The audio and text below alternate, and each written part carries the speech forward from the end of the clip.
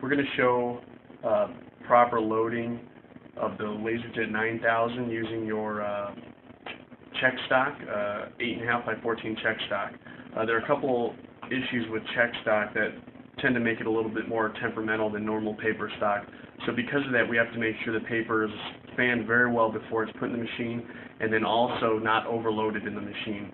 Because of the perforations in the stock, if you load the check stock up too high, it tends to drop down on one side and then can cause the machine to show paper out messages. So when you're loading it into the machine, you're not going to want to load more than a maximum of 2 reams of paper at a time. Your machine should have a max line on it that should show you the maximum level that you can load this paper in the machine.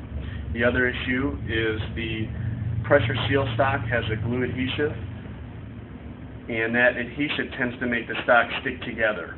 So because of that, we have to make sure again that the paper is fanned out really well before it's put in the machine, and also in the mornings when the stock has been sitting in the machine overnight, it should be removed from the machine and refanned out before you guys begin production.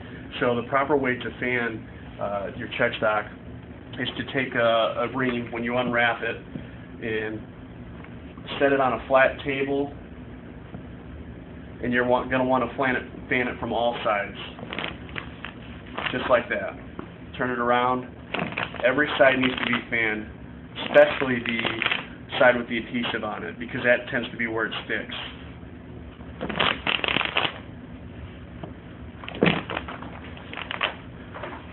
So after it's been fanned really well, we're going to go over. I'm going to show you how to load it in the machine. You want to grab it on the short ends of the paper, like this, and we're going to go over and load it in the printer.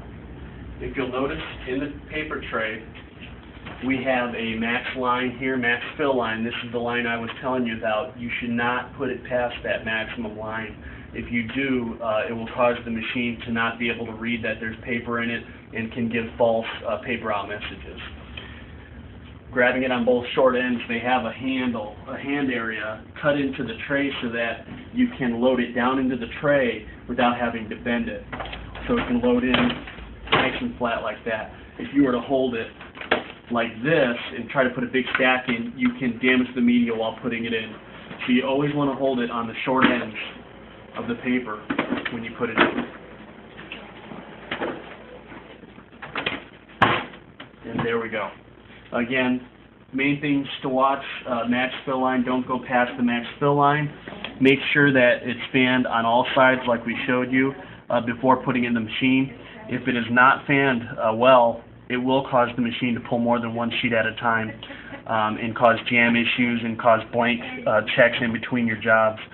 So make sure that it's fanned very well, and I think it will should run without any problem.